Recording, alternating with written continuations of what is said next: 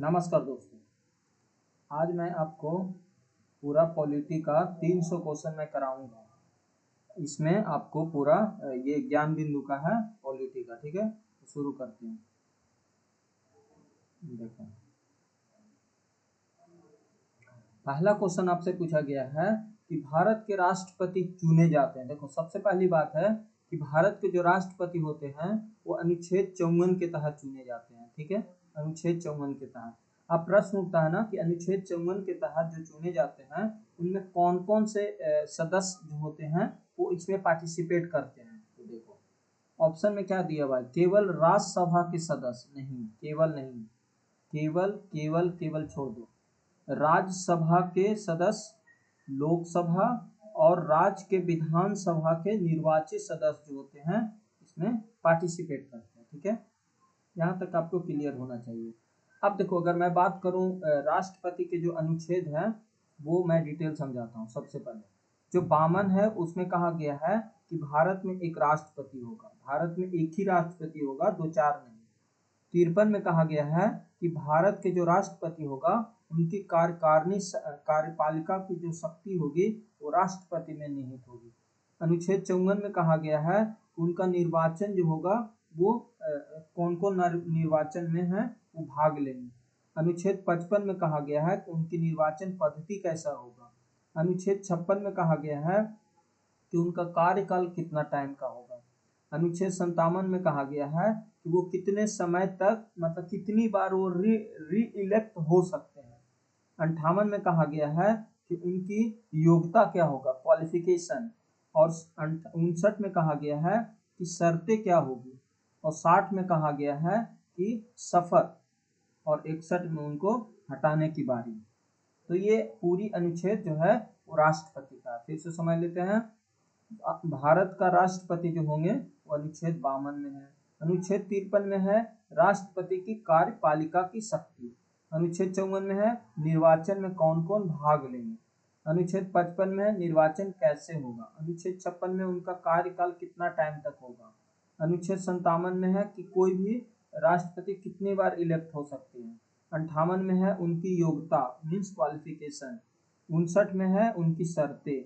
60 में है सफर और 61 में है हटाने की बारी। ठीक है, तो यहाँ तक हम लोगों को क्लियर होगी। तो इसका आंसर क्या हो गया, डी।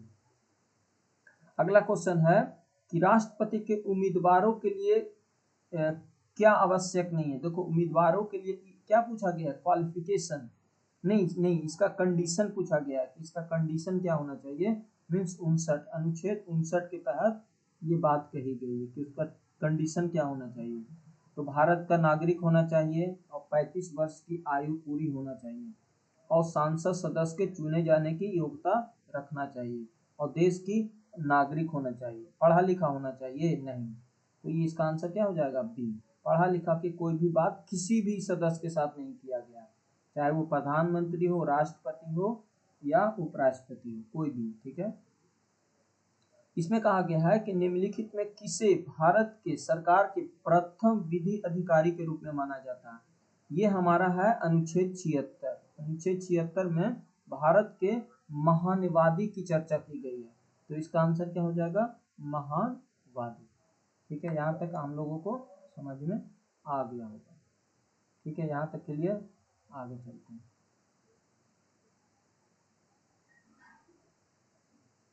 देखो, अगला क्वेश्चन है, निम्नलिखित में कौन राष्ट्रपति के निर्वाचन हेतु निर्वाचन क्रम में सम्मिलित नहीं है। देखो, सम्मिलित नहीं है वो पूछ रहा है। तो लोकसभा के निर्वाचन सदस्य सम्मिलित होते हैं, बिल्कुल होते हैं। राज्यसभा के निर्वाचित सदस्य सम्मिलित होते हैं, बिल्कुल होते हैं। राज्यसभा के विधानसभा के निर्वाचित सदस्य, बिल्कुल। राज्यसभा के जो विधानसभा के निर्वाचित सदस्य होते हैं ना, विधानसभा नहीं, विधान परिषद के जो सदस्य होते हैं वो इसमें भाग नहीं लेते हैं। तो इसका आंसर क्या हो जाएगा, डी हो जाएगा। समझ में आ गया, क्वेश्चन नंबर ऑप्शन डी। और ये देखो, निर्वाचन की जब भी बात आएगी हमारे दिमाग में एक ही चीज आना चाहिए कि अनुच्छेद 54 कौन कौन भाग लेंगे इसकी बात किया गया। अनुच्छेद 55 में कैसे होगा ये बात किया गया। ठीक है, अब है अगला क्वेश्चन कि भारत के राष्ट्रपति के चुनाव मंडल में कौन कौन सम्मिलित होते हैं। तो देखो सम्मिलित होते हैं कौन कौन, ये है चुनाव मंडल, मतलब कौन कौन सम्मिलित होते हैं। फिर से आ गया अनुच्छेद 54, अनुच्छेद 54 के तहत बोला गया है। तो देखो इसमें ऑप्शन के ऊपर चलते हैं, इसमें क्या बोला गया है ऑप्शन, देखो क्या कह रहा है ना कि राज्य विधानसभा, देखो ये ऑप्शन डी की तरफ हम लोग चलेंगे। क्या कह रहा है, संसद के दोनों सदनों के सभी निर्वाचित सदस्य और राज्य विधानसभा के सभी निर्वाचित सदस्य। तो इसका आंसर क्या हो जाएगा, डी, अनुच्छेद 54। ठीक है, यहाँ तक क्लियर है। अगला क्वेश्चन है कि भारत के राष्ट्रपति के चुनाव मंडल के सदस्य होते हैं। देखो जब भी बात आएगा चुनाव का तो अनुच्छेद 54 की बात करेंगे हम लोग, बार बार याद हो जाएगा इसे। ठीक है, लोकसभा के चुने हुए सदस्य बिल्कुल, राज्यसभा के चुने हुए सदस्य बिल्कुल, राज्य विधानसभा के चुने हुए सदस्य बिल्कुल, विधानसभा के परिषद की बात आएगी तो नहीं। तो ये इसका आंसर क्या हो जाएगा, ठीक है। तो क्लियर है, यहाँ तक क्लियर हो गया होगा। आगे चलते हैं। अगला है कि भारत के महानवादी को कैसे नियुक्त किया जाता है। देखो भारत के महानवादी जो है ना वो अनुच्छेद 76 की बात की गई है, अनुच्छेद 76 में। ठीक है, अनुच्छेद 76 जो है, अनुच्छेद 76 उसमें बात किया गया है पूरा महानवादी। आपको पता ही होगा कि जो महानवादी है वो कौन होते हैं, महानवादी कौन होते हैं। महानवादी जो होती है वो भारत के सबसे ज़्यादा बड़े वकील के रूप में माना जाता है। ये क्या करता है, भारत सरकार के हेल्प करता है। जैसे कोई मान लो बिल आना है, भारत सरकार को मान लो कोई बिल ला रहा है, बिल मतलब विधेयक अब ला रहा है, अब उसको पेश करेगा, या तो लोकसभा में किया जाएगा या राज्यसभा में किया जाएगा। तो बिल को पहले क्या करता है, वेरिफिकेशन किया जाता है कि ये कानून के ऐसा तो नहीं कि दाल फंज में फंस के रह जाए और बिल पार ही न हो। तो इनके लिए क्या होती है, महानवादी को नियुक्त किया जाता है, सरकार को पूरी कानूनी सहायता हेल्प करता है। ठीक है, तो इसको नियुक्ति कौन करता है, तो नियुक्ति राष्ट्रपति के द्वारा किया जाता है, बिल्कुल राष्ट्रपति के द्वारा किया जाता है। समझ रहे हो आप, यहाँ तक क्लियर है। आगे चलते हैं। ठीक है, आगे है भारत का महानवादी किसके द्वारा नियुक्त किया जाता है, तो वही राष्ट्रपति के द्वारा किया जाता है, भारत के राष्ट्रपति के द्वारा किया जाता है। क्योंकि इसमें अनुच्छेद 76 में घोषणा किया गया है कि भारत में एक महानवादी होगा। ठीक है, यहाँ तक क्लियर है।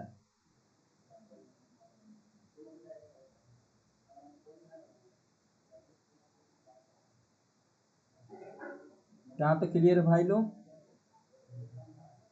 आगे चलते हैं। देखो आगे है कि भारत के नियंत्रक महालेखा परीक्षक का सामान्यतः कार्यकाल कितना होता है। देखो जो कैग होती है ना, कैग हमारा जो होती है, कैग का अनुच्छेद है 148 से 151 तक। ठीक है, यहाँ तक क्लियर होना चाहिए। इनका जो कार्यकाल होती है या तो 6 वर्ष या 65 वर्ष, यही ना होता है, 6 वर्ष या 65 वर्ष तक ये अपना कार्यकाल चला सकता है। इसका आंसर क्या हो जाएगा, डी। भारत के जो नियंत्रक और लेखा परीक्षक जो होते हैं उनका कार्यकाल जो होती है वो 6 वर्ष या 65 वर्ष के होती है। ठीक है, यहाँ तक आपको क्लियर हो जाना चाहिए अच्छे से, कोई दिक्कत नहीं होगा। देखो जो अनुच्छेद 148 आपको पता ही होगा, हमारे अनुच्छेद जो 148 है वो कहाँ की बात किया गया है, कैग की नियुक्ति राष्ट्रपति के द्वारा की जाएगी। ठीक है, देखो यहाँ पे है ना अनुच्छेद 148 में कहा गया है कि कैग की नियुक्ति राष्ट्रपति के द्वारा किया जाएगा। अनुच्छेद 149 में उनके कर्तव्य, उनकी रिस्पॉन्सिबिलिटी क्या होगा, क्या क्या करेंगे, तो पता है ना भारत के और राज्य के बीच के ऑडिट करते हैं। ठीक है, और 150 में बोला गया है कि जो खाता होगी ना भारत की खाता, उनको वो संसद के द्वारा रिपोर्ट किया जाएगा। ठीक है, और 151 में कहा गया है कि जो भी वो रिपोर्ट बनाएंगे वो राष्ट्रपति के समक्ष पेश करेंगे, राष्ट्रपति के समक्ष पेश करेंगे। देखो पेश तो करेंगे राष्ट्रपति के माध्यम से, संसद में भी करेंगे और विधानसभा में किया जाता है। ठीक है, तो यहाँ तक हम लोगों ने अच्छे से कर लिया है। आगे चलते हैं। देखो अगला क्वेश्चन है कि भारत के संविधान के अनुसार अटॉर्नी जनरल का कार्यकाल कितने वर्ष का होता है। देखो भाई, अटॉर्नी जनरल वही महानिवादी महानिवादी महानिवादी का कार्यकाल कितना होता है। तो देखो इसका कोई कार्यकाल फिक्स नहीं है, अनिश्चित काल के लिए होते हैं, क्योंकि राष्ट्रपति जो होते हैं ना, वो अपने प्रयास पत्र इसको धारण किया जाता है। ठीक है, इनका कोई कार्यकाल फिक्स नहीं होता है। ठीक है, समझ में आ गया, क्लियर है यहाँ तक कि भारत के जो संविधान के अनुसार जो अटॉर्नी जनरल का कार्यकाल होता है वो अनिश्चित होता है। लेकिन ज्ञान बिंदु के हम देखें ना बुक में, वो दिया हुआ है ऑप्शन ए 500। अब मुझे ये समझ में नहीं आ रहा है कि उन्होंने ऑप्शन ए क्यों दिया है, मैं भी नहीं समझ पा रहा हूँ। ऐसे मैं एक बार और देख लेता हूँ कि उन्होंने क्वेश्चन नंबर 10 था ना, क्वेश्चन नंबर 10 में मैं देख लेता हूँ कि उन्होंने ऑप्शन में ए क्यों दिया। ऑप्शन में ए बी है, बिल्कुल अनिश्चित काल, वही तो आंसर गलत कैसे हो जाएगा।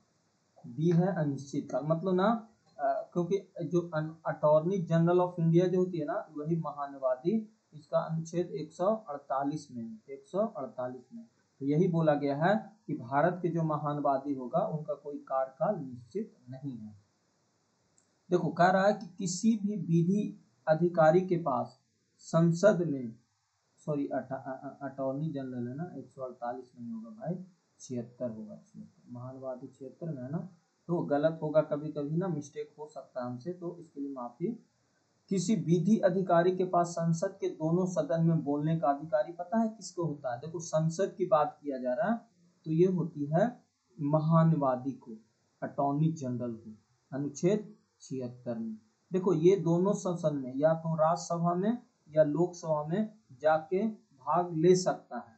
ठीक है, भाग ले सकता है, बैठ सकता है, बोल सकता है, लेकिन समस्या ये है ना, ये वोट नहीं कर सकता। आप कहोगे सर वोट क्यों नहीं कर सकता, क्योंकि ये जनता के द्वारा चुना हुआ प्रतिनिधि नहीं है। ठीक है, समझ रहे हो ना, इसीलिए इसको अधिकार नहीं है वोटिंग करने का।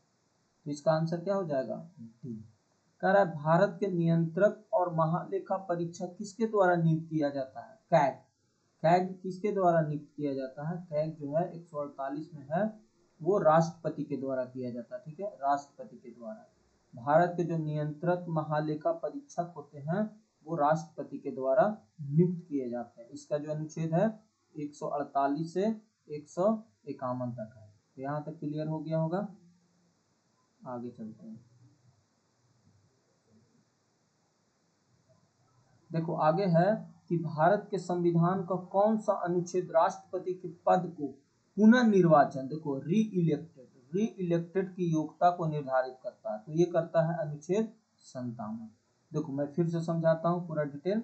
अनुच्छेद 52 में कहा गया है भारत का एक राष्ट्रपति होगा। अनुच्छेद 53 में कहा क्या कहा गया है कि भारत का राष्ट्रपति कार्यपालिका की शक्ति होगी। अनुच्छेद 54 में कहा गया है कि उसका निर्वाचन में कौन कौन भाग लेंगे।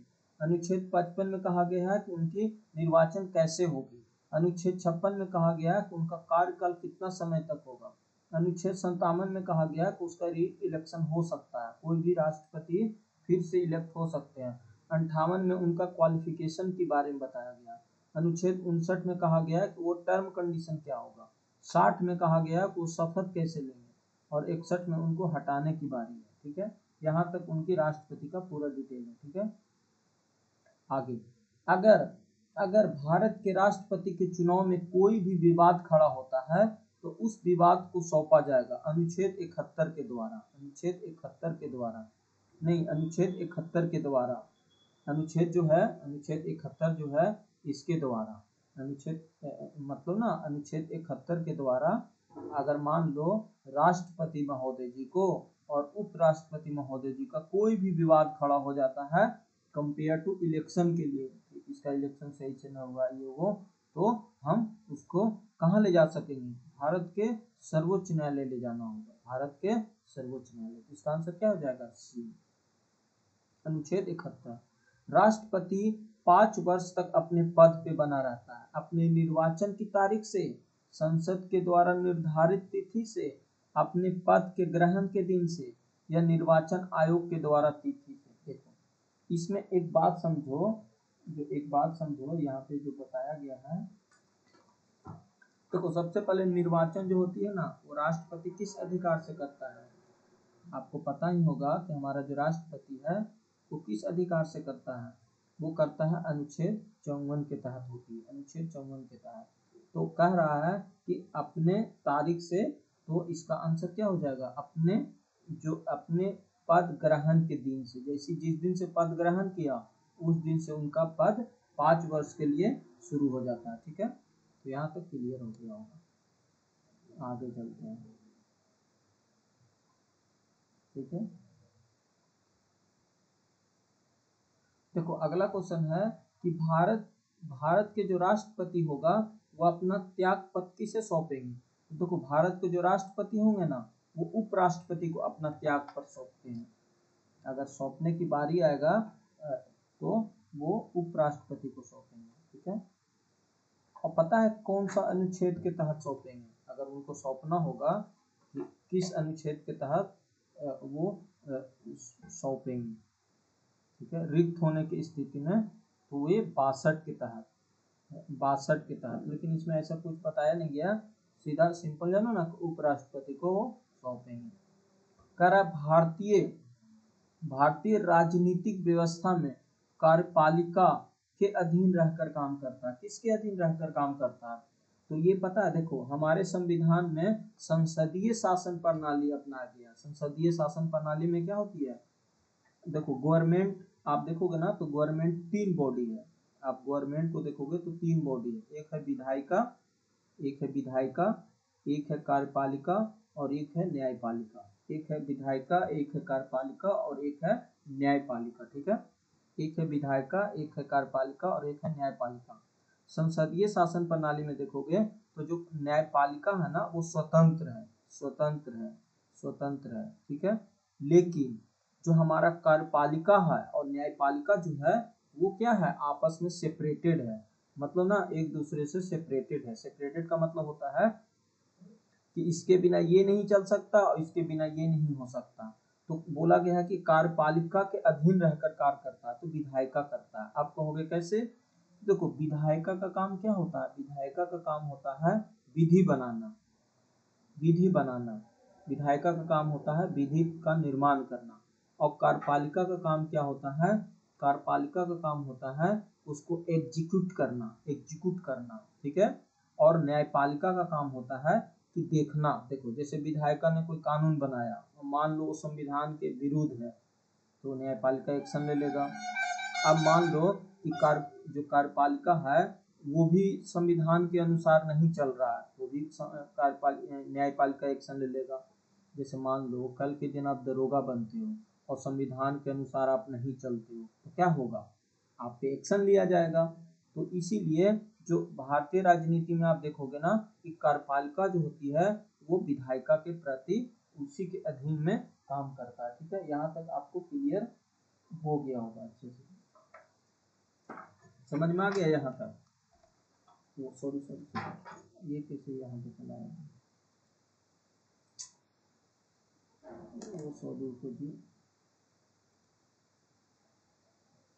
हाँ ये हो गया, आगे चलते हैं। तो समझ में आ गया ये क्वेश्चन? मैं आंसर भी थोड़ा देखते चलूंगा ना, पता चला गलत सलत मैं पढ़ा दिया तो फिर आप कहोगे कि सर आप गलत सलत पढ़ाते हो। देखो मैं तो बिना देख के पढ़ाता हूँ, मेरे अंदर इतना कॉन्फिडेंस है, लेकिन मैं कभी देख के पढ़ाना जरूरी है ना भाई, यूट्यूब पे पढ़ा रहा हूँ ना। ठीक है, तो यहाँ तक क्या हो जाएगा? 17 का आंसर बी हो जाएगा। ठीक है, आगे चलते हैं। 300 क्वेश्चन करना है यार, और ये लेवल 1 है, बस मैं लेवल 1 ही करूंगा, लेवल 2 नहीं जाएंगे, क्योंकि लेवल 1 ही में दरोगा में पूछता है, लेवल 1 ही तक पढ़ना। ज़्यादा बावागिरी करना है तो कर सकते हो आप, टाइम है तो। ठीक है, अगला क्वेश्चन है हम लोग के पास। कह रहा निम्नलिखित में कौन सा एक प्रस्ताव भारत में मंत्री परिषद रख सकता है। देखो सबसे पहले मंत्री परिषद का जो अनुच्छेद है ना, वो अनुच्छेद 74 है। अनुच्छेद 74 में क्या कहा गया है कि भारत में एक मंत्री परिषद की व्यवस्था किया जाएगा जिसकी मुखिया प्रधानमंत्री होगा। समझ रहे हो ना, तो ये अनुच्छेद 74 में है। और 75 में क्या कहा गया है कि मंत्री परिषद, 75 में मंत्री परिषद और प्रधानमंत्री की नियुक्ति राष्ट्रपति करेगा, लेकिन जो मंत्री परिषद की नियुक्ति होगा वो प्रधानमंत्री के परामर्श से होगा। अब क्वेश्चन पे आते हैं। इसमें कह रहा है कि कौन सा एक प्रस्ताव भारत में मंत्री परिषद रख सकता है। तो देखो अविश्वास प्रस्ताव, भर्त्सना प्रस्ताव, स्थगन प्रस्ताव, विश्वास प्रस्ताव रख सकता है। देखो अविश्वास प्रस्ताव जो होती है ना, वो विपक्ष रखता है, मतलब विपक्ष को रखने की होती है, विपक्ष रखता है।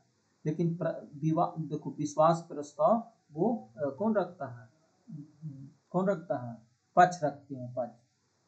पता है कि अगर कोई मान लो संसद में अविश्वास प्रस्ताव पास हो जाती है तो पता है प्रधानमंत्री जी को अपना पद से इस्तीफा देना पड़ता है उसी दिन से, उसी समय से। कह रहा है भारत के राष्ट्रपति अपना त्याग पत्र किसे सौंपते हैं। बिल्कुल, भारत के राष्ट्रपति उपराष्ट्रपति को अपना त्याग पत्र सौंपेंगे। उपराष्ट्रपति का पद कहाँ पे है, अनुच्छेद 63 में दिया गया है। ठीक है, भारत के प्रधानमंत्री 75 में ही सबसे ज्यादा पावर है। ठीक है, आगे चलते हैं। भारत के राष्ट्रपति को पद से हटाया जा सकता है, किसके द्वारा, संसद के द्वारा, क्योंकि यहीं पे तो महाभियोग की क्रिया होती है अनुच्छेद 61 के द्वारा। और इसमें कौन भाग लेते हैं, इसमें भाग लेते हैं संसद के दोनों सदस्य, मनमोनित भी और निर्वाचित भी। तो संसद के द्वारा ही हटाया जा सकता है और किसी के पास उतना पावर राष्ट्रपति को हटाने के लिए नहीं है। बिल्कुल, आगे चलते हैं। कह रहा है निम्नलिखित में कौन संसद के किसी भी सदन में कार्यवाही में भाग ले सकता है। देखो कार्यवाही में भाग ले सकता है 76 के द्वारा है, क्या है, सॉलिसिटर जनरल, ये ले सकता है। क्यों लेता है, और लेकिन देखो एक चीज समझे ना, भाग तो ले सकता है, बोल भी सकता है, लेकिन मतदान करने के पास इसके पास क्षमता नहीं है। अब कहोगे क्यों, क्योंकि जनता के द्वारा चुना हुआ प्रतिनिधि नहीं है। कह रहा है संसद के अतिरिक्त निम्नलिखित में किसे संसद की कार्यवाही में भाग लेने का अधिकार है, वही महानवादी को, अनुच्छेद 76। कह रहा ना भारत के नियंत्रक महालेखा परीक्षक, अनुच्छेद 148, निम्न में किस प्रकार की होती है। भारत की अध्यक्षता में गठित एक वित्तीय कॉलेजियम, नहीं, कॉलेजियम जो होती है ना वो जज का होता है, तो ये तो ऐसे ही ऑप्शन में नहीं होगा। कह रहा है संसद के लोक लेखा समिति की अनुशंसा के राष्ट्रपति द्वारा नहीं, भारतीय संविधान के अनुच्छेद 148 के अनुसार राष्ट्रपति द्वारा। ठीक है, तो इसका आंसर क्या हो जाएगा, इसके सी हो जाएगा। ठीक है, यहाँ तक हम लोगों ने कर लिया। ठीक है, आगे चलते हैं। देखो मैं वीडियो लाइक करने के लिए नहीं बोलूंगा भाई, क्योंकि मेरे पास उतना टाइम नहीं है। अगला है भारत के नियंत्रक और महालेख परीक्षक की नियुक्ति किसके द्वारा किया जाता है। नियुक्ति की बात आती है ना, तो राष्ट्रपति के द्वारा किया जाता है। देखो जितना बड़ा से बड़े पद है ना वो राष्ट्रपति जी ही नियुक्त करते हैं। और नियंत्रक और महालेखा परीक्षक किसके अनुच्छेद में है, तो 148 के अनुच्छेद में है, ये ध्यान रखना। कह भारत के राष्ट्रपति को महाभियोग हटाने की प्रक्रिया है, ये 61 में है, अनुच्छेद 61 में। देखो अनुच्छेद 61 में है, देखो अनुच्छेद 61 में है, कौन कौन भाग लेते हैं इसमें। अनुच्छेद 61 में जो भाग लेते हैं ना भैया, वो लेते हैं संसद के दोनों सदन के निर्वाचित सदस्य भी और मनमोनी सदस्य भी भाग लेते हैं। इसमें विधानसभा के और दिल्ली के पार्टी चोरी के नहीं लेते हैं, तो आंसर इसका क्या हो जाएगा, बी हो जाएगा। देखो एक है अनुच्छेद 53, अनुच्छेद 53 जो है ना वो राष्ट्रपति का कार्यपालिका की शक्ति होगी, ये अनुच्छेद 53 में। अनुच्छेद 74 में क्या बोला गया है कि एक मंत्री परिषद होगा, मंत्री परिषद होगा। ठीक है, तो ये मंत्री परिषद की व्यवस्था किया गया। अनुच्छेद 61 को बता दिया। अनुच्छेद देखो 13 है ना, वो फंडामेंटल राइट से है। देखो अनुच्छेद 13 में कहा गया है कि भारत का जब संविधान 26 जनवरी 1950 से लागू हुआ, तो उससे पहले कोई भी कोई भी कोई भी नियम ऐसा था, लॉ ऐसा था जो संविधान को उल्लंघन करता हो, संविधान की पावर को कम करता हो, वो स्वतः खत्म हो जाएगा, उसको क्या बोला जाएगा, वैलिड नहीं माना जाएगा। तो ये पता है अनुच्छेद 13 में ही लिखा गया। ठीक है, आगे चलते हैं। अगला क्वेश्चन है कि भारत के राष्ट्रपति के कार्य अवधि की समाप्ति से पूर्व भी पद से हटाया जा सकता है। बिल्कुल हटाया जा सकता है। कब? जब वो संविधान के अनुसार ना चले तब। किसके द्वारा? महाभियोग के द्वारा। अनुच्छेद 61 में, अनुच्छेद 61 में सीधे कहा गया है कि राष्ट्रपति को आप हटा सकते हो इम्पीचमेंट के द्वारा, लेकिन कब? जब वो संविधान के अनुरूप ना चले तब। लेकिन कंडीशन है कि जब भी आपको राष्ट्रपति को हटाना होगा तो 14 दिन पूर्व उनको इंफॉर्मेशन देना होगा, साथ ही साथ 1/4 सिग्नेचर होगी, अनुमोदन लेना होगा, और उसके बाद ही प्रक्रिया शुरू होगी। पता है प्रक्रिया जब शुरू होगी ना, तो या तो आप लोकसभा में इसको ला सकते हो या राज्यसभा में, किसी भी सदन में आप ला सकते हो, किसी भी सदन में। ठीक है, किसी भी सदन में। मान लो आपने लोकसभा में लाया तो 2/3 बहुमत से ये पास हो जाना चाहिए। जब यहाँ से अगर पास हो गया तो फिर ये राज्यसभा में जाएगा, यहाँ से पास हो जाएगा तो फिर राष्ट्रपति पद से अपना इस्तीफा दे सकते हैं। लेकिन जब इसके बीच में जब आने जाने की प्रक्रिया होगा ना, तो राष्ट्रपति को मौका दिया जाएगा कि आप आइए अपना बात रखिए, या उनको कोई भी प्रतिनिधि जो भी होंगे, वकील हो सकते हैं, रिश्तेदार हो सकते हैं, उनको बोलने का मौका दिया जाएगा। ठीक है, अगला है कि राष्ट्रपति पर महाभियोग संसद के किस सदन में लगाया जा सकता है? तो भैया संसद के किसी भी सदन में आप लगा सकते हो, इसके लिए कोई रिस्ट्रिक्शन नहीं है। आपको लगता है कि मैं राज्यसभा से शुरू करूंगा सदन की कार्यवाही, तो कर सकते हो। आपको लगता है कि लोकसभा से करना है तो कर सकते हो, लेकिन पास दोनों से करना होगा, 2/3 बहुमत से, तभी हम राष्ट्रपति को हटा सकते हैं। राष्ट्रपति के हटाने की जो प्रक्रिया है ना, वो एक अर्ध न्यायिक प्रक्रिया है, तो आसान नहीं है इतना कि हम राष्ट्रपति जी को हटा दें, बहुत मुश्किल है। अभी तक आप देखोगे ना, हमारे इतिहास में, इंडियन इतिहास में कोई भी ऐसा राष्ट्रपति जी को महाभियोग के अनुसार से हटाया गया है? आपको लग रहा है? नहीं हटाया गया, किसी को नहीं हटाया गया भाई। कोई ऐसा नाम बताओ जिनको हटाया गया हो। ठीक है, यहाँ तक क्लियर। आगे चलते हैं। देखो आगे है कि संविधान के उल्लंघन के आधार पर राष्ट्रपति के विरुद्ध किसके द्वारा महाभियोग लगाया जा सकता है? तो भैया हटाने वाला संसद ही है, लगाने वाला संसद ही है। तो अनुच्छेद 61 के तहत संसद ही काम कर सकता है, क्योंकि संसद ने ही चुना है उसको। भारत के मुख्य न्यायाधीश नहीं, मुख्य न्यायाधीश के पास इतना पावर नहीं है, उपराष्ट्रपति नहीं, लोकसभा अध्यक्ष नहीं। जब भी हटाएगा तो संसद के दोनों सदन के पास ही ऐसा पावर दिया गया है। ठीक है, और भी अनुच्छेद 61 के तहत। समझ रहे हो भैया? आगे चलते हैं। आगे है कि भारत के राष्ट्रपति पर महाभियोग चलाने के लिए कम से कम कितने दिन पूर्व सूचना देना होगा?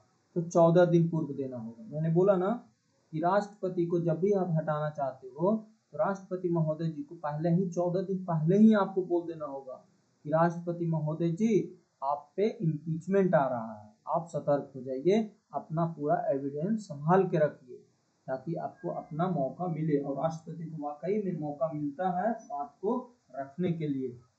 ठीक है, तो इसलिए 14 दिन पूर्व बता दिया जाता है। ऐसा नहीं कि अचानक आज आया कल हटा दिए, नहीं भाई, राष्ट्रपति महोदय जी, उनको पूरा रिस्पेक्ट के साथ हटाना होगा, हटाना भी होगा तुम्हें। अगला है, निम्नलिखित में कौन राष्ट्रपति के निर्वाचन का वो भाग है परंतु महाभियोग के अधिकार का भाग नहीं है? ये राज्य के विधानसभा है। देखो राज्य के जो विधानसभाएं होती है ना, वो निर्वाचन में तो भाग लेती है, लेकिन महाभियोग की जब बात आती है तो नहीं। अनुच्छेद 61। यहाँ तक क्लियर है? भारत के राष्ट्रपति का महाभियोग क्या है? एक अर्ध न्यायिक प्रक्रिया। मैंने पहले भी बताया था कि भारत के राष्ट्रपति एक अर्ध न्यायिक प्रक्रिया से हटते हैं। यहाँ तक आपको क्लियर हो जाना चाहिए। आगे आगे है 32 में कि जब राष्ट्रपति मृत्यु हो जाए, राष्ट्रपति को जब मृत्यु हो जाए, त्याग पत्र हो जाए, पश्चाताप हो जाए, अन्य कारणों से अपने कर्तव्य को नहीं निभा सके, तो उस समय क्या होती है ना, उपराष्ट्रपति अपने समय के लिए राष्ट्रपति के रूप में कार्य करता है। पता है कितने समय तक? मैक्सिमम 6 सप्ताह तक, छोड़िए 6 महीना तक वो कर सकता है। 6 महीना तक, वो भी कौन सा अनुच्छेद के तहत? अनुच्छेद 62 के तहत। देखो अनुच्छेद 62 के तहत कहा गया है कि रिक्त होने पर चुनाव होगा, वो भी 6 महीना के अंदर। समझ रहे हो? लेकिन जो राष्ट्रपति उपराष्ट्रपति के रूप में बैठ जाता है, वो 65 के तहत, 65 के तहत कार्यवाहक राष्ट्रपति के रूप में कार्य करता है। ठीक है, तो दो अनुच्छेद जो है ना, वो एक दूसरे से लिंक है, बट बात एक ही है। ठीक है, अगला है कि यदि मृत्यु, त्यागपत्र अथवा हटाए जाने की स्थिति में भारत के राष्ट्रपति का पद रिक्त हो जाए, तो उस पद पर कौन संभालेगा? तो देखो उसके जो जूनियर होंगे वो संभालेंगे। जूनियर कौन होते हैं राष्ट्रपति के बाद? उपराष्ट्रपति। तो कौन संभालेंगे? उपराष्ट्रपति। अब प्रश्न आता है ना कि मान लो राष्ट्रपति का पद खाली है, उपराष्ट्रपति महोदय जी भी अनुपस्थित है, तो फिर सुप्रीम कोर्ट के जो मुख्य न्यायाधीश होंगे वो संभालेंगे कार्यवाहक राष्ट्रपति के रूप में। लेकिन इसका अनुच्छेद क्या है? 65।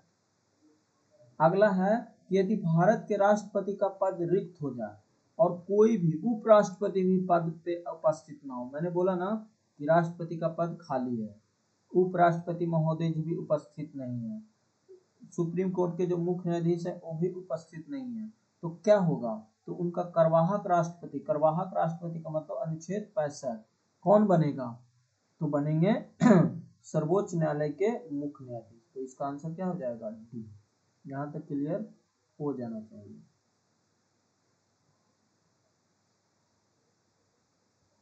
देखो आगे का क्वेश्चन है,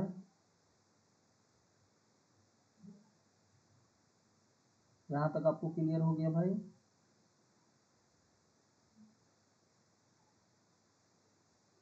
आगे है कि यदि भारत में राष्ट्रपति और उपराष्ट्रपति का पद एक ही समय पर खाली हो जाए, तो राष्ट्रपति का पद अस्थायी तौर पे कौन धारण करेगा? तो वही सर्वोच्च न्यायालय के मुख्य न्यायाधीश अनुच्छेद 65 के तहत धारण करते हैं। अनुच्छेद 65 के तहत धारण करेंगे कार्यवाहक राष्ट्रपति के रूप में। यदि लोकसभा को कब भंग कर सकता है? देखो लोकसभा भंग होती है अनुच्छेद 85 के तहत। विघटन जो होती है वो अनुच्छेद 85 के तहत उनको विघटन किया जाता है। अनुच्छेद 85 के तहत, अनुच्छेद 85 के तहत आप विघटन कर सकते हो। मतलब सत्र का, संसद का सत्र स्थगन और विघटन आप कर सकते हो। क्या क्या होती है अनुच्छेद 85 के तहत? सत्र का सत्र, संसद का सत्र स्थगन और विघटन सब राष्ट्रपति जी करते हैं। तो यही बोला गया है कि संसद का सभा का भंग कब कर सकते हो? जब भारत के प्रधानमंत्री नहीं, लोकसभा के अनुशंसा पर नहीं, केंद्रीय मंत्रिमंडल की अनुशंसा पर, बिल्कुल केंद्रीय मंत्रिमंडल के अनुशंसा पे आप क्या कर सकते हो? लोकसभा को आप भंग कर सकते हो अनुच्छेद 85 के तहत। यहाँ तक क्लियर हो गया होगा। आगे चलते हैं। कह रहा है भारत के राष्ट्रपति के अनुशंसा पर लोकसभा का भंग किया जा सकता है। किसके? मंत्रिपरिषद के। और मंत्रिपरिषद की व्यवस्था कहाँ किया गया है? लोकसभा में 74 में और विधानसभा में 163 में। ये ध्यान रखना है। मंत्रिपरिषद दो होती है ना, एक सेंट्रल लेवल पे होती है और एक स्टेट लेवल पे होती है। तो अगर मंत्रिपरिषद की बात करेंगे तो मंत्रिपरिषद जो होती है वो अनुच्छेद 74 में है लोकसभा, ये सेंट्रल लेवल पे, और अनुच्छेद 163 जो है वो राज्य लेवल पे। देखो राज्यसभा, राज्यसभा का अनुच्छेद कितना है? 81, 80 है 80। चुनाव आयोग 324, भारत के मुख्य न्यायाधीश 124। ये सब ध्यान रखना है। ठीक है, आगे है लोकसभा और राज्यसभा के बीच संयुक्त बैठक के आहूत की जाती है। देखो अनुच्छेद 108 के तहत आहूत की जाती है। किसके द्वारा किया जाता है? राष्ट्रपति के द्वारा किया जाता है। देखो सिंपल बोला गया है कि लोकसभा और राज्यसभा की संयुक्त बैठक किसके द्वारा आहूत की जाती है? तो राष्ट्रपति के द्वारा की जाती है। बिल्कुल समझ रहे हो ना। तो अगला क्वेश्चन ये है कि अनुच्छेद 108 के अंतर्गत लोकसभा और राज्यसभा की संयुक्त बैठक की आहूत की जाती है। तो किसके द्वारा? तो राष्ट्रपति के द्वारा किया जाता है। समझ में आ रहा है इसका? बहुत अच्छे से समझा रहा हूँ भाई, एक एक क्वेश्चन को अच्छे से 2-3 बार आप देख लोगे ना तो दिमाग में जाके घुस जाएगा। अगला है कि निम्नलिखित में कौन भारत का गणतंत्र का प्रमुख होता है? देखो गणतंत्र मतलब होता है रिपब्लिक। रिपब्लिक रिपब्लिक देखो रिपब्लिक का मतलब क्या होती है आप समझ रहे हो? देखो मैं गलत लिख रहा हूँ। रिपब्लिक का मतलब होता है ना कि हमारा देश खुद का एक स्वतंत्र है, किसी के सहारे नहीं जी रहा। अगर कुछ डिसीजन भी हमें लेना है तो हम खुद लेंगे। तो गणतंत्र का जो प्रमुख होता है ना वो भारत का राष्ट्रपति महोदय जी होते हैं। भारत के राष्ट्रपति महोदय जी गणतंत्र के प्रमुख होते हैं। अगला है कि भारत के राष्ट्रपति अपनी शक्तियों का प्रयोग किसके द्वारा करेंगे? देखो शक्तियों का जो प्रयोग होते हैं ना वो मंत्रिमंडल द्वारा करते हैं। मंत्रिमंडल के द्वारा करते हैं। मंत्रिमंडल के द्वारा करते हैं। मंत्रिमंडल के द्वारा करते हैं नहीं, गलत। आप सीधे अथवा अपने अधीष्ट अधिकारियों के द्वारा करते हैं। ठीक है, और ये होती है अनुच्छेद 75 के तहत। देखो हमारा संविधान क्या है? एक संसदीय शासन प्रणाली है जहाँ पे राष्ट्रपति महोदय जी भी हैं, प्रधानमंत्री और मंत्रिपरिषद भी है और महानुवादी भी है। आपको पता है कि राष्ट्रपति एक औपचारिक रूप से उनको शक्तियां दी गई है, लेकिन उनके जो भी शक्तियां दी गई है वो सब शक्तियां क्या है? सीधे तौर पे या अपने अधीष्ट अधिकारियों के तौर पे यूज करते हैं। ठीक है, ये हो गया इसका आंसर ए। आगे ठीक है, आगे का क्वेश्चन करते हैं। देखो मैं इतना स्मूथली क्यों पढ़ा पा रहा हूँ क्योंकि मैं इस चैप्टर को पूरा कंप्लीट करा चुका हूँ। आप मेरे यूट्यूब चैनल पे आना देखना। तो इसका आंसर क्या हो जाएगा? ए हो जाएगा। ठीक है, यहाँ तक क्लियर हो गया। अगला है कि राष्ट्रपति संसद का भाग है। बिल्कुल संसद का भाग होती है। संसद के दोनों सदनों द्वारा पारित विधेयक बिना राष्ट्रपति के स्वीकृति के कानून नहीं बन सकता। बिल्कुल नहीं बन सकता। तो इसका आंसर क्या है? दोनों सही है और ए और बी का स्पष्टीकरण भी है, तभी तो। ठीक है, तो 42 का ए हो जाएगा।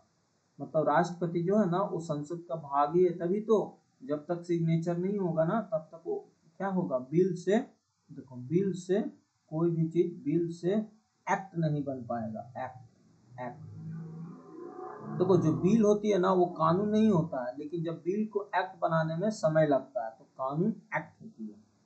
तो इस तरह का होती है।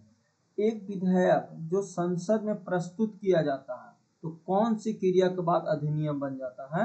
देखो देखो जब भी कोई बिल पेश करेंगे संसद में तो राष्ट्रपति अपनी सहमति दे देता है ना, तो वो बिल से एक्ट बन जाता है। क्या बन जाता है? एक्ट। मतलब देख रहे हो, अधिनियम मतलब बिल से एक्ट बन जाता है। एक्ट मतलब होता है वही इंग्लिश हिंदी में अधिनियम। तो कब? जब राष्ट्रपति अपनी सहमति दे देता। सहमति का मतलब समझ रहे हो ना? सिग्नेचर साइन करता है। देखो राष्ट्रपति के पास पता है वीटो पावर भी है। राष्ट्रपति के पास वीटो पावर है। 3 तरह का वीटो पावर है। 3 तरह का। एक वीटो मतलब 3 तरह का उनके पास ऑप्शन है। एक ऑप्शन है कि मान लो कोई बिल आया तो आसानी से वो साइन कर दिया, वो अधिनियम बन गया। कोई होता है कि फिर से उनको पूर्ण विचार के लिए जहां से आया है वहां भेज देंगे, लेकिन दोबारा अगर भेजते हैं तो फिर से वो साइन करना पड़ जाएगा। और एक होते हैं ना कि वो कोई निर्णय ही न थे, चुपचाप रह गए, तो वो वीटो पावर होता है। लेकिन ऐसा बहुत कम केस में देखने को मिलता है। जो संशोधन वाले विधेयक होते हैं वो और मनी बिल वाले जो विधेयक होते हैं वो, उसमें राष्ट्रपति जो होते हैं वो वीटो पावर नहीं लगा सकता। और पता है वीटो पावर अनुच्छेद 111 के तहत लगाया जाता है। तो ये ध्यान रखना। ठीक है, अनुच्छेद आगे अनुच्छेद 44 में कह रहा है, देखो वीटो वाले बात आ गया ना। भारत के राष्ट्रपति ने जिसे एकमात्र अपने वीटो की शक्ति का प्रयोग किया था, पता है किसमें किया था? भारतीय डाक संशोधन अधिनियम में किया था। और ये किसने किया था? ये डॉक्टर राजेंद्र प्रसाद जी ने किया था। डॉक्टर राजेंद्र प्रसाद जी, मेरा चैनल पे जाना, बहुत अच्छा से मैंने कार्यपालिका को समझाया। मैं इतना अच्छा से समझाया हूँ भाई कि आप सोच नहीं सकते हो। तो इसलिए पहले आप उस वीडियो को देख लेना, फिर इस एमसीक्यू को देख लेना, आपका कल्याण निश्चित होगा। ठीक है, तो भारत के राष्ट्रपति एकमात्र वीटो की शक्ति का प्रयोग किया था, वो था भारतीय डाक अधिनियम संशोधन विधेयक, डॉक्टर राजेंद्र प्रसाद जी ने किए थे। देखो निम्नलिखित में किस एक राष्ट्रपति ने एक शक्ति का प्रयोग किया था जिसे संवैधानिक जेपी मतलब होता है पॉकेट वीटो, पॉकेट, ये किया था ज्ञानी जैल सिंह ने किया था। ज्ञानी जैल सिंह। देखो पॉकेट वीटो का मतलब पता है क्या होती है? पॉकेट वीटो का मतलब होता है कि आप तो जैसे पॉकेट वीटो का मतलब होता है ना कि आपने पॉकेट में रखा और अनिश्चित काल के लिए आप कोई डिसीजन ही नहीं दे रहे हो, तो वो क्या हो गया? पॉकेट वीटो उसको बोला जाता है। ठीक है, यहाँ तक हम लोगों ने क्लियर समझ लिया। देखो आगे चलते हैं, यहाँ तक हम लोगों ने भाई अच्छे से समझ लिया। यहाँ ये वाला क्वेश्चन हो गया था। आगे अगला क्वेश्चन है 46 वाले कि भारत में उपराष्ट्रपति के चुनाव से संबंधित किसी भी विवाद को निर्णय ले सकता है। देखो विवाद वाला जो भी होती है ना, अनुच्छेद 71 में दिया गया है, और ये सुप्रीम कोर्ट ही ये मामला को सुनता है। और ये राष्ट्रपति के भी चुनाव में विवाद खड़ा हो तब भी, और वाइस प्रेसिडेंट के विवाद में खड़ा हो तब भी ये चुनाव में कहाँ जाया जा सकता है? तो उच्चतम न्यायालय। तो इसका आंसर क्या हो जाएगा? उच्चतम न्यायालय। निम्नलिखित में कौन सा पदेपन राज्यसभा के अध्यक्ष के रूप में काम करता है? तो ये अनुच्छेद पता है क्या है? 64। अनुच्छेद 64 के तहत ये काम किया गया है। इनमें से कौन सा पदेपन राज्यसभा के रूप में कार्य करता है? तो उपराष्ट्रपति महोदय जी करते हैं। तो अनुच्छेद 64 के तहत, या ध्यान रखना, क्योंकि अनुच्छेद 63 में क्या बोला गया है कि भारत में एक उपराष्ट्रपति होगा। भारत में सिर्फ और सिर्फ एक उपराष्ट्रपति होगा, दो चार नहीं। ठीक है, निम्नलिखित में कौन से विकल्प भारत के उपराष्ट्रपति बनने हेतु आधारता नहीं है? देखो वो भारत के नागरिक है, बिल्कुल, तभी तो होगा। 35 वर्ष की आयु पूरी कर चुका हो, बिल्कुल। लोकसभा के सदस्य बनने का धारा नहीं, लोकसभा के नहीं, राज्यसभा के सदस्य बनने का धारा। यहाँ लोकसभा वाला नहीं होगा। लोकसभा बनने के लिए राष्ट्रपति की होनी चाहिए। तो इसका आंसर क्या हो जाएगा? 48 के सी। यहाँ तक हम लोगों ने कर लिया। ठीक है, आगे चलते हैं। देखो अगला क्वेश्चन है कि भारतीय संविधान में किस अनुच्छेद के अंतर्गत राष्ट्रपति दोनों सदनों में पारित किसी बिल को अपनी स्वीकृति से रोक सकता? अनुच्छेद 111। मैंने बोला ना, वीटो पावर यहीं लगाया जाता है। वीटो पावर जो है वो राष्ट्रपति महोदय जी यहीं लगाते हैं। देखो वीटो पावर, राष्ट्रपति के पास दो अधिकार है। मैं समझाता हूँ। देखो मास्टरी के इस तरह समझाना। देखो पहला ना, राष्ट्रपति के पास एक तो होती है जो आता है बिल आता है, वो संसद से आता है, संसद के द्वारा आता है, एक आती है संसद के द्वारा, और एक जानते हो गवर्नर के द्वारा भी बेचारा दे देते हैं कभी कभी। तो क्या होती है ना कि अगर मान लो राष्ट्रपति के पास संसद से आया, तो एक काम होगा कि वो उसको पास कर देगा, एक काम होगा कि उसको फिर से रिटर्न कर देगा, लेकिन रिटर्न करने के बाद अगर दोबारा आता है तो साइन करना पड़ेगा। और एक होती है कि कोई निर्णय ना दे। तो ये वीटो की तरफ बढ़ता है, वीटो की तरफ आ जाता है। तो वीटो की जो है ना वो 111 के तहत रोका जाता है। अब होती है राज्यपाल भी कभी कभी को, बहुत सारे ऐसे विधेयक होता है जो राज्यपाल महोदय जी राष्ट्रपति को भेज देते हैं। जैसे अनुच्छेद 200 के तहत जो होता है ना, वो राष्ट्रपति को भेजा जाता है। लेकिन जब निर्णय लेना हो राष्ट्रपति महोदय जी को, तो 201 के तहत लेते हैं।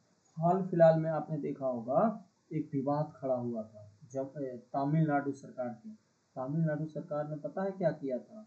बहुत सारा ऐसा बिल था, मतलब अधिनियम बनने के कगार पे था, और वहाँ के जो राज्यपाल महोदय जी थे ना वो साइन नहीं कर रहे थे, तो वो तमिलनाडु की सरकार जो था ना वो चला गया कोर्ट, कहाँ, सुप्रीम कोर्ट, और बोला देखिए सर, मेरा बहुत सारे ऐसे ऐसे अधिनियम बने बिल है जो राज्यपाल जो है साइन नहीं कर रहे हैं।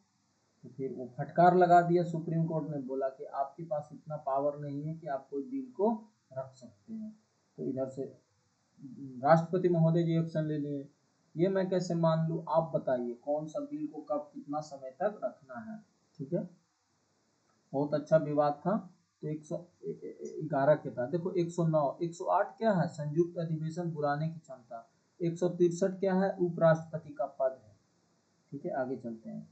जब कोई विधेयक संसद के दोनों सदनों द्वारा पारित किया गया हो, निम्नलिखित में किस उस विधेयक पर अनुमति रोकने का अधिकार प्राप्त है, तो राष्ट्रपति महोदय जी को अनुच्छेद 111, अनुच्छेद 111 के तहत, अनुच्छेद 111 के तहत वीटो पावर लगाने की पावर होती है। ठीक है, यहाँ तक हम लोगों ने पढ़ लिया, यहाँ तक आपको समझ में आ गया होगा।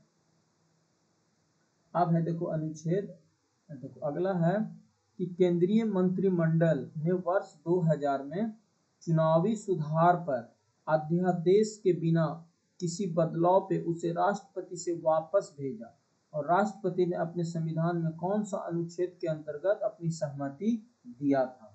देखो एक चीज समझना, यहाँ पे बहुत अच्छा क्वेश्चन है कि केंद्रीय मंत्रिमंडल ने 2002 में चुनावी सुधारों पर अध्यादेश जारी किया था, बिना किसी बदलाव के राष्ट्रपति को वापस भेजा, और राष्ट्रपति ने भारतीय संविधान में कौन सा अनुच्छेद के तहत तो अध्यादेश कहाँ से जारी होती है, अनुच्छेद 123 के तहत, अनुच्छेद 123 के तहत ही तो जारी किया जाता है अध्यादेश।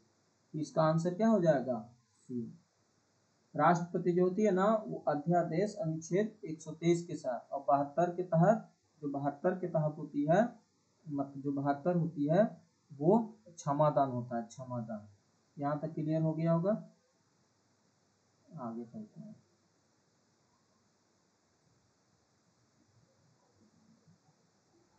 यहाँ तक क्लियर हो गया होगा भाई लोग। अनुच्छेद 51 तक हम लोगों ने पढ़ लिया, अनुच्छेद 51 तक।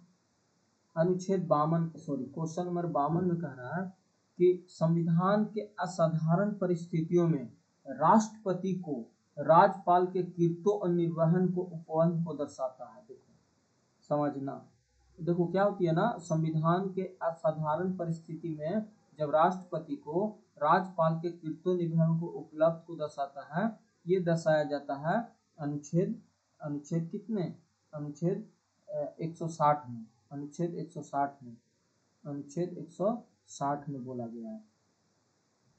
देखो अनुच्छेद 160 क्या बोलता है, 160 क्या कहता है, देखो भारतीय संविधान को असाधारण परिस्थिति, यहाँ पे समझना, असाधारण, असाधारण परिस्थिति में राष्ट्रपति को राज्यपाल के कृत्यों निर्वहन और उपबंध कराता है। तो समझना इसमें क्या कहा गया ना कि ऐसी समान स्थिति उत्पन्न हो जाए जब राष्ट्रपति या उपराष्ट्रपति अपने कर्तव्यों का निर्वहन ना कर सके, न राष्ट्रपति सही से कर पा रहा हो न उपराष्ट्रपति कर पा रहा हो, तो क्या करती है, मतलब तब क्या होती है, 160 के तहत राष्ट्रपति अस्थायी अधिकार देता है किसको, राज्यपाल को। मान लीजिए, जैसे मान लो, ऐसे समझो, मान लो राष्ट्रपति विदेश दौरा पर है और उपराष्ट्रपति भी किसी कारणवश अनुपस्थित या असमर्थ है, तो क्या होगा, अनुच्छेद 160 के तहत किसी अन्य व्यक्ति को कार्यभार के लिए अधिकृत कर सकता है, और ऐसे स्थिति में राष्ट्रपति का अधिकार उस व्यक्ति के सीमित प्रयोग किया जा सकता है, जैसे अध्यादेश जारी करना, आदेश पारित करना, ये सब। तो अनुच्छेद 160 के तहत है, तो ये मेनली राज्यपाल को दिया जाता है जब समान उत्तराधिकारी की व्यवस्था पर्याप्त ना हो। तो ऐसे कर में 160, तो मतलब ना 160 जो है ना एक तरह से सेफ्टी बॉल्व की तरह काम करता है, ताकि सरकार का संचालन भी कभी तरीका से ना रुके। ये आपातकालीन स्थिति नहीं है बल्कि कार्य को नियंत्रण सुनिश्चित करने का एक साधन है। ठीक है, समझ में आ गया। अनुच्छेद 160 60। बहुत अच्छा क्वेश्चन है, यहाँ से पूछा जाता है।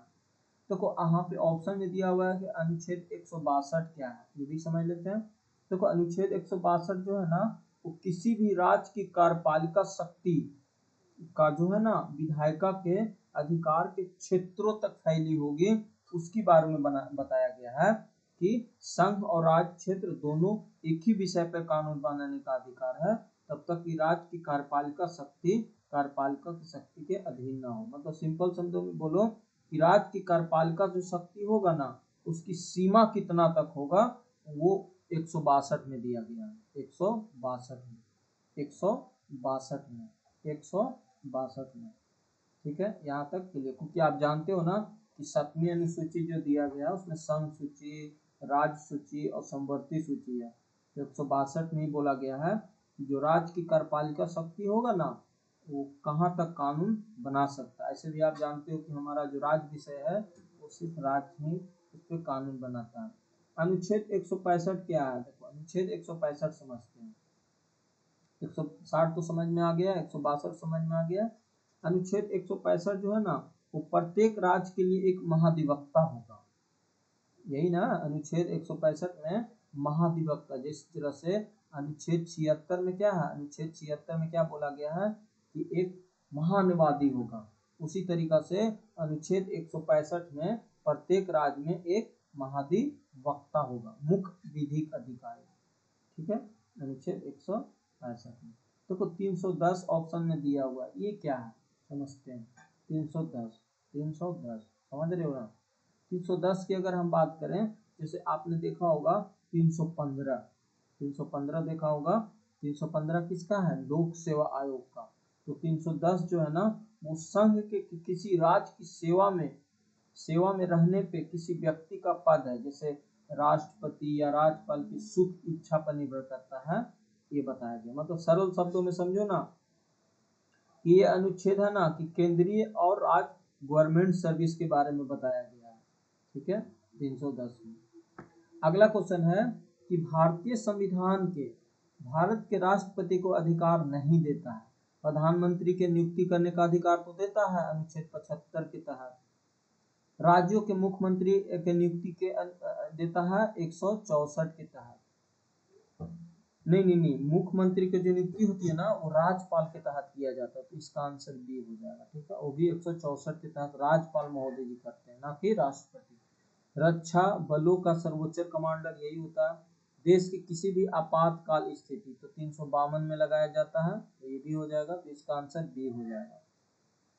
राष्ट्रपति की क्षमा आदि की शक्ति क्या है, एक विधायी शक्ति है। क्षमा कहाँ से दिया जाता है, 72 के दिया जाता है, और 72 के दिया जाता है तो क्या एक विधायी शक्ति है कि न्यायिक शक्ति है, तो एक न्यायिक शक्ति है, न्याय की तरह दिया जाता है, न्यायिक शक्ति है, न्यायिक। तो ऑप्शन बी होगा। भारत के राष्ट्रपति के क्षमादान क्या है, अनुच्छेद 72।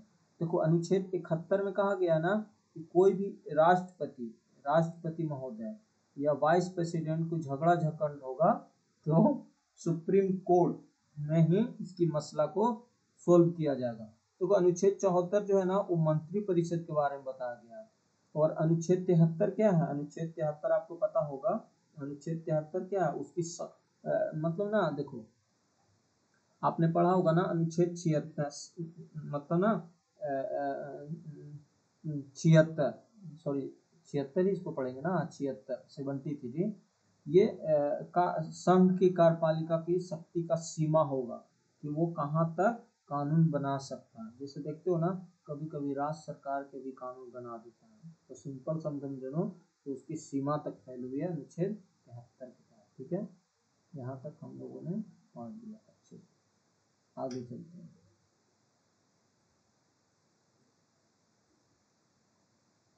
आगे है कि निम्नलिखित में किस भौगोलिक क्षेत्र को अनुसूचित क्षेत्र का घोषित करने का अधिकार है। ये राष्ट्रपति महोदय जी को, और किसी को नहीं। राष्ट्रपति महोदय जी ही अनुसूचित क्षेत्र को घोषित कर सकते हैं। उनको लगेगा ये क्षेत्र उपराष्ट्रपति मतलब उस क्षेत्र अनुसूचित क्षेत्र घोषित करना चाहिए तो कर देंगे। कह रहा है कि 2 अवधि के लिए भारत के राष्ट्रपति कौन रहे हैं, तो डॉक्टर राजेंद्र प्रसाद जी 2 अवधि के लिए लगातार राष्ट्रपति महोदय जी रहे हैं। ठीक है, तो ये तो आंसर बी हो जाएगा, बहुत आसान है। भारत के चौथे राष्ट्रपति कौन थे, भारत के चौथे राष्ट्रपति जो थे वो थे डॉक्टर वीवी गिरी, डॉक्टर वीवी गिरी थे। भारत के चौथे राष्ट्रपति जो थे वो वीवी गिरी थे, वीवी गिरी। कह रहा है भारत के राष्ट्रपति को सर्वसम्मति से चुने जाने का अभी तक का एकमात्र उदाहरण है, कौन है, ये है नीलमा संजीव रेड्डी, जब निर्विरोध चुने गए थे, कोई रुकावट नहीं था उनको। भारतीय राष्ट्रपति के सर्वसम्मति से चुने अभी तक का एकमात्र उदाहरण है, वो है नीलमा संजीव, मतलब इनके विरोध में कोई खड़ा हुआ ही नहीं था। अब जब कोई खड़ा नहीं हुआ तो आसानी से जीत जाएंगे, कोई टेंशन ही नहीं था। फिर कह रहा है निम्नलिखित में कौन भारतीय राष्ट्रपति लोक सभा अध्यक्ष भी रहे हैं, तो लोकसभा अध्यक्ष पता है, यही लोकसभा अध्यक्ष जो थे वो यही रहे थे, नीलमा संजीव रेड्डी भी लोकसभा अध्यक्ष थे। ठीक है, भारत में पहली बार तो चुना गया सर्वसम्मति से, और लोकसभा के अध्यक्ष भी रह चुके हैं, तो ये होगा। भारत के कार्यपालिका अध्यक्ष एग्जीक्यूटिव हेड कौन होती है, एग्जीक्यूटिव जो हेड होता है वो कौन होता है, राष्ट्रपति महोदय जी होते हैं। कार्यपालिका का अनुच्छेद 53 में बोला गया है कि जो कार्यपालिका का शक्ति होगा ना वो राष्ट्रपति में निहित होगा, तो ये अध्यक्ष जो होती है वो राष्ट्रपति महोदय जी होते हैं। यहाँ तक आपको क्लियर हो गया होगा। अगला कह रहा है कि भारत के राष्ट्रपति के अनुसार, इधर हाँ इधर हो गया, आगे चलते हैं। इधर कह रहा है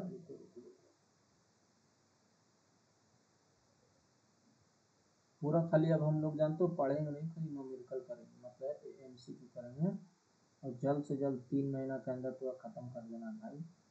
देखो कह रहा है भारत के संविधान के अनुसार केंद्र का जो कार्यपालिका शक्ति होती है, केंद्र की कार्यपालिका शक्ति वो राष्ट्रपति में निहित होती है, प्रधानमंत्री में होती है, तो ये राष्ट्रपति में निहित होती है केवल वन, और भी अनुच्छेद 53 के तहत, अनुच्छेद 53 के तहत ये बात बोला गया है कि जो केंद्र की कार्यपालिका शक्ति होगी ना वो राष्ट्रपति में निहित होगी, बिल्कुल।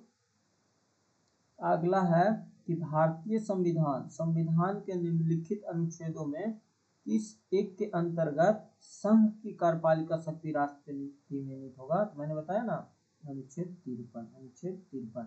देखो अनुच्छेद 52 क्या है, अनुच्छेद 52 है भारत में एक राष्ट्रपति होगा।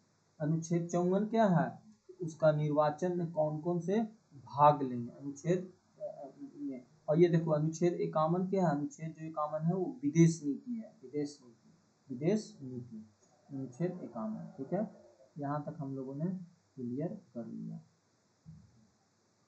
आगे है निम्नलिखित में भारत के राष्ट्रपति में कौन दार्शनिक राजा अथवा दार्शनिक शासक के रूप में जाना जाता है, समझ रहे हो। 64 के क्वेश्चन नंबर में कह रहा है कि निम्नलिखित में भारत के राष्ट्रपति में कौन से दार्शनिक राजा अथवा दार्शनिक शासक के रूप में जाना जाता है, तो ये जाने जाते हैं डॉक्टर राधा कृष्णन। करा भारत के निम्नलिखित राष्ट्रपतियों में कौन ट्रेड यूनियन के आंदोलन से संबंधित रहा है, तो ये रहा है एन संजीव रेड्डी, वीवी गिरी रहे हैं, वीवी गिरी। देखो क्या कह रहा है, भारत के निम्नलिखित राष्ट्रपतियों में कौन ट्रेड यूनियन के आंदोलन से रहे हैं, तो ये रहे हैं वीवी गिरी। देखो एनमा संजीव रेड्डी के बारे में तो हम लोगों ने अभी पढ़ा ना, ये निर्विरोध चुने गए थे और ये पहले अध्यक्ष भी रह चुके थे। ठीक है, अब है भारत के राष्ट्रपति को मिसाइल मैन ऑफ इंडिया की संज्ञा किसने दी है, बस एक ही हमारे देश में, वो डॉक्टर एपीजे अब्दुल कलाम आजाद साहब। यहाँ तक हम लोगों ने पढ़ लिया। आगे है कि भारत के निम्न में मुख्य न्यायाधीशों में एक ने राष्ट्रपति के रूप में भी कार्य किया है, मुख्य न्यायाधीश थे और बाद में वो राष्ट्रपति बने हैं, तो कौन बने हैं, वो बने हैं जस्टिस हेमतुल्ला। पहले वो मुख्य न्यायाधीश रहे और बाद में राष्ट्रपति के पद तक गए, तो जस्टिस हेमतुल्ला भारत के मुख्य न्यायाधीश में एक राष्ट्रपति के रूप में भी कार्य किया है, वो जस्टिस हेमचंद्र। अगला क्वेश्चन है, भारत के उपराष्ट्रपति का निर्वाचन एक निर्वाचक गण द्वारा किया जाता है। इनमें कौन कौन से सदस्य शामिल होते हैं?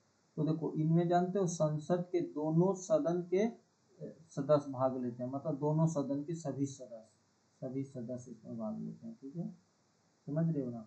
अब प्रश्न आता है ना कि कौन से अनुच्छेद के तहत इसका वोटिंग होता है, आपको पता होना चाहिए ना। जो राष्ट्रपति जो सॉरी उपराष्ट्रपति महोदय जी का जो चुनाव होता है, उनका क्या बोलते हो, चुनाव होती है राष्ट्रपति का, मतलब जैसे राष्ट्रपति का पद होती है ना रिक्त होने पर, वो तो हो गया। उपराष्ट्रपति के चुनाव जो होती है वो 66 के तहत होती है, 66 के तहत। तो भारत के जो उपराष्ट्रपति का जो निर्वाचन होता है, निर्वाचन या निर्वाचक होता है, वो संसद के दोनों सदन के सभी सदस्य होते हैं। या तो वो मनमोनित होंगे या वो क्या निर्वाचित होंगे, वो दोनों भाग लेते हैं। भारत के उपराष्ट्रपति का चुनाव किस तरह होती है? भारत को वही जैसे राष्ट्रपति का चुनाव होता है ना, उसी तरीका से होता है। अनुच्छेद 66 के तहत क्या होती है लोकसभा और राज्यसभा के सीधे चुनाव से होती है। ठीक है, तो 69 के डी। आगे चलते हैं, 100 क्वेश्चन कर लेते हैं, उसके बाद फिर हम लोग आगे सोचेंगे। तो अगला है, निम्नलिखित में कौन भारत के उपराष्ट्रपति के निर्वाचन में भाग लेता है? सबसे पहले राष्ट्रपति का अगर निर्वाचन की बात करेंगे तो अनुच्छेद 66। इसमें कौन भाग लेता है, मतलब इसको सही करना। तो लोकसभा के सदस्य भाग लेते हैं, राज्यसभा के सदस्य भाग लेते हैं, विधानसभा के सदस्य, विधानसभा परिषद नहीं। तो इसका आंसर क्या हो जाएगा? ऑप्शन नंबर ए, 70 के ए। ठीक है, यहाँ पे क्लियर होना चाहिए। तो और अनुच्छेद है 66। राज्यसभा का पदेपन सभापति होता है, वो कौन होते हैं? उपराष्ट्रपति। अनुच्छेद 64 के तहत राज्यसभा का पदेपन अध्यक्ष होता है। ठीक है, यहाँ तक हम लोग कर लिए। देखो आगे है कि उपराष्ट्रपति को उसके पद से किसके प्रस्ताव द्वारा हटाया जा सकता है? राज्यसभा के, लोकसभा के, मंत्रिपरिषद के। तो राज्यसभा के प्रस्ताव से उनको हटाया जा सकता है उनके पद से। ठीक है, भारत के उपराष्ट्रपति को अगर पदच्युत करने के संबंध में प्रस्ताव किया जा सकता है केवल और केवल राज्यसभा में किया जा सकता है, क्योंकि वो राज्यसभा के ना मेंबर रहते हैं। और कहाँ के मेंबर होंगे? तो राज्यसभा के। ठीक है, निम्न में किसी एक की अध्यक्षता ऐसे द्वारा होती हो जो उनका सदस्य नहीं होता है। उनका सदस्य मतलब ना, निम्न में किसी एक के अध्यक्ष ऐसे के द्वारा होती हो उनका सदस्य नहीं होता। तो लोकसभा, राज्यसभा, विधानसभा, मंत्रिपरिषद। क्या होगा इसका आंसर? इसका हो जाएगा राज्यसभा। मतलब ना कि निम्न में एक की अध्यक्षता ऐसे द्वारा होती है जो उनका सदस्य नहीं होता। तो राज्यसभा का तो सदस्य नहीं होगा और उनकी अध्यक्षता करता है। ठीक है, यहाँ तक क्लियर हो गया होगा। आगे का क्वेश्चन है कि भारत के प्रधानमंत्री के विषय में निम्नलिखित में कौन सा कथन सही है? प्रधानमंत्री मंत्रिपरिषद का नाम मात्र नेता होता है? नहीं, गलत। वह संसद के प्रति उत्तरदायी नहीं होता? गलत। वह अपने मंत्रियों से किसी भी बर्खास्त नहीं कर सकता? बिल्कुल गलत। प्रधानमंत्री मंत्रिपरिषद का वास्तविक नेता होता है। यह है अनुच्छेद 74 में। ठीक है, भारत का प्रधानमंत्री नियुक्त होता है, अनुच्छेद 75 के तहत होता है जनरली, लेकिन इसको नियुक्त किया जाता है, अपॉइंटमेंट किया जाता है, अपॉइंटमेंट। भारत का प्रधानमंत्री राज्य का होती है, केंद्रीय होती है? राज्य और केंद्रीय सरकार दोनों का? नहीं, केंद्रीय सरकार का मुख्य होता है, केंद्रीय सरकार का। 77 के डी। राज्य सरकार का मुख्यमंत्री होगा। आगे कह रहा है कि भारतीय संविधान के अनुच्छेद 78 में क्या दायित्व दिया गया। देखो 74, 75, 76, 77 और 78। देखो अनुच्छेद 74 में बोला गया कि एक मंत्री परिषद होगा जिसकी सहायता राष्ट्रपति को करेगा और उसकी हेड प्रधानमंत्री होगा। अनुच्छेद 75 में कहा गया है कि मंत्री परिषद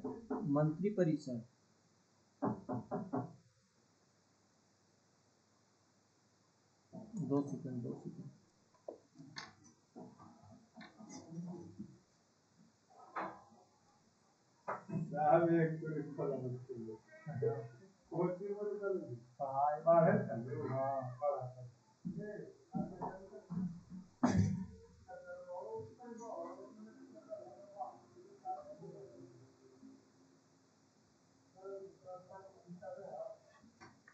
रुको हाँ देखो, तो क्या बोला गया है कि भारत के संविधान के अनुच्छेद 78 के दायित्व का प्रधान है कौन है।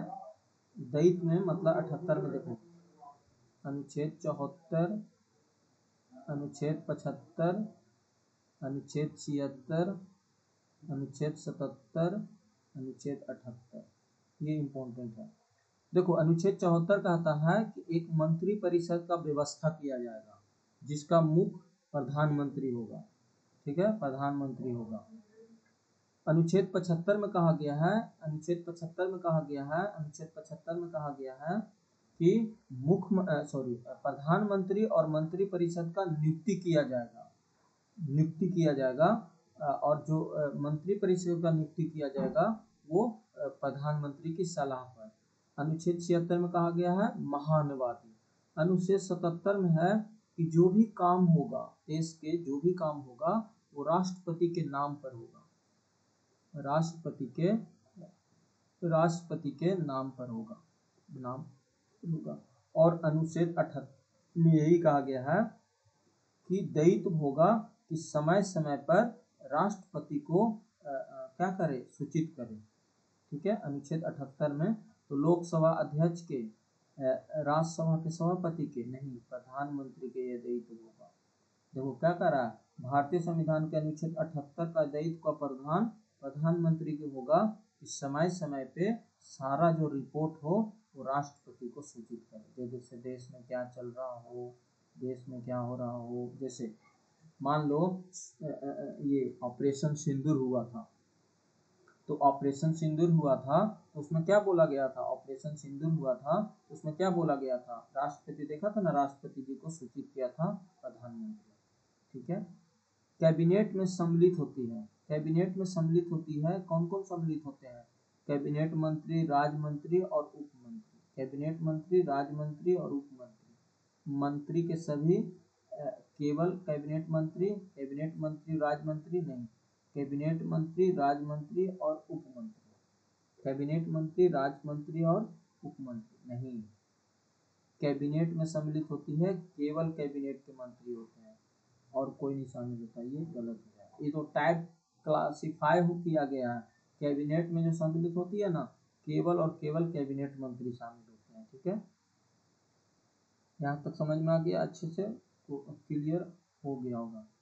अब आते हैं संविधान के मंत्रिमंडल शब्द का एक ही बार प्रयोग किया गया है। कहाँ किया गया है मंत्रिमंडल का प्रयोग, पता है, यहाँ किया गया है अनुच्छेद 74 में। अनुच्छेद 74 में नहीं, संविधान के मंत्रिमंडल शब्द का प्रयोग एक बार किया गया है, ये किया गया है 352 में किया गया है। अनुच्छेद 74 में तो मंत्री परिषद है, अनुच्छेद 352 में किया गया है एक बार मंत्रिमंडल का उपयोग, शब्द का प्रयोग।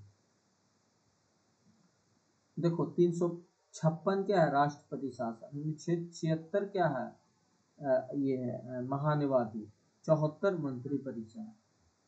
अगला है संसदीय शासन में वास्तविक कार्यपालिका शक्ति किसके पास होता है, प्रधानमंत्री जी के पास। कौन सा अनुच्छेद, 75, अनुच्छेद 75 और 78 के तहत पूरी शक्ति का प्रयोग करते हैं, ठीक है। मंत्री परिषद सामूहिक रूप से किसके प्रति उत्तरदायी होती है, राष्ट्रपति के, प्रधानमंत्री के नहीं, लोकसभा के प्रति उत्तरदायी होती है। मंत्री परिषद जो होती है वो सामूहिक रूप से किसके प्रति उत्तरदायी होती है, तो लोकसभा के प्रति उत्तरदायी होती है, लोकसभा के प्रति। ठीक है। किसी सदन के सदस्यों के बहुमत से अविश्वास प्रस्ताव के पास होने पर मंत्री परिषद को त्याग पत्र देना होगा। लोकसभा में ही देना होगा, क्योंकि लोकसभा में ही तो बहुमत होती है। किसी भी सदन के सदस्य को बहुमत से अविश्वास प्रस्ताव पास होने पर मंत्री परिषद को त्याग पत्र देना पड़ेगा, वो लोकसभा से। मंत्री परिषद के विरुद्ध अविश्वास प्रस्ताव लाने के लिए लोकसभा में सदस्यों की संख्या कितना होना चाहिए, कम से कम 50 होना चाहिए, कम से कम 50 होना चाहिए। कम से कम क्या होना चाहिए, 50 होना चाहिए, कम से कम 50 लोग होना चाहिए। मंत्री परिषद के अगर आप विरुद्ध अविश्वास प्रस्ताव लाना चाहते हो तो आपको कम से कम 50 लोगों की जरूरत पड़ेगी। यहाँ तक हम लोगों ने पढ़ लिया है। आगे चलते हैं। संसद के राष्ट्रपति का अभिभाषण कौन तैयार करता है?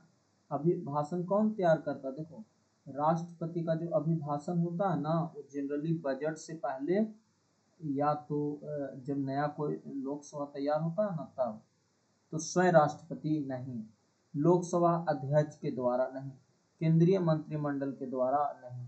जो राष्ट्रपति का भाषण होता है ना, वो केंद्रीय मंत्रिमंडल के द्वारा तैयार किया जाता है। पूरा सरकार का बायोडाटा रहता है कि इतना साल में सरकार ने ये परियोजना लाया, ये योजना लाया, इन्होंने इतना अचीवमेंट दिखाया, पूरा सरकार का दम अच्छी चीजें बताई जाती है। और राष्ट्रपति महोदय जी क्या करते हैं, बस वो पढ़ के अभिभाषण दे देते हैं, फिर उन पे धन्यवाद प्रस्ताव भी आता है।